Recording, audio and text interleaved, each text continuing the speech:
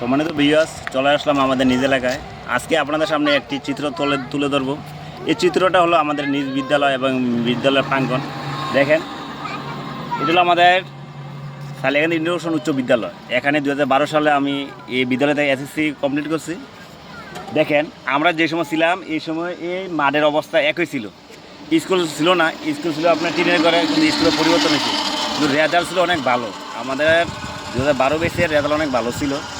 দেখেন, এরপরের থেকে দেখেন আমাদের 2012 সালে আপনার রেজাল্ট ছিল 96% পাসের হার। কিন্তু বর্তমানে দেখবেন এই স্কুলের রেজাল্ট প্রায় মনে হয় 30% বা 40%। এটা বড় কথা না। দেখেন, এই যে মাঠ, এটা বিদ্যালয়ের নামে এই মাঠটা পুষ্করিণীটা। আমরা যে সময় 2012 সালে ছিলাম ওই সময় আপনার অনেক সভাপতি ছিল স্কুলের ম্যানেজিং কমিটি। আপনি দেখেন, ওই সময় থেকে আজকে প্রায় 16 থেকে 17 বছর হয়ে গেছে। কোনো ব্যক্তি এই বিদ্যালয়ে অনেকজন সভাপতি ছিল, কিন্তু একজনের বেশি ছিল অনেক। ওনার আমাদের এলাকায় দেখেন কোনো উন্নত করে না। এই দেখেন, এই বিদ্যালয়ে অনেক আন্ডারে এই বিদ্যালয়ের নামে আপনার বিগত সরকার আমলে অনেক আপনার মাটি আছে, বালু আছে, এটা ভরাট করার জন্য। কিন্তু দেখেন ভরাট কি, দেখেন আজকে 20 বছরে এই দেখেন মাটির অবস্থা।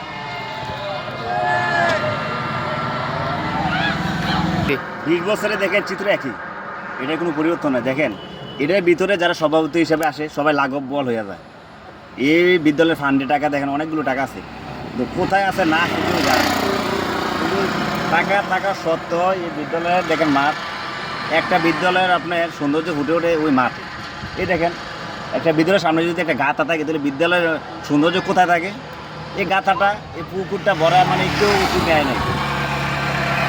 আমাদের এই আপনার বিদ্যালয়ের যে প্রাক্তন ছাত্রছাত্রী আছে সবার উদ্যোগে এই বিদ্যালয়ের প্রাক্তন ছাত্রছাত্রীরা উদ্যোগ নিছে কোনো সভাপতির মাধ্যমে। আর এই বিদ্যালয়ের আপনার প্রাঙ্গণটা দেখেন না, মাঠটা ভরাট হবে না, কেমন রাখবো জানতো না। তাই সকল ছাত্রদের মিলে উদ্যোগ নিছে।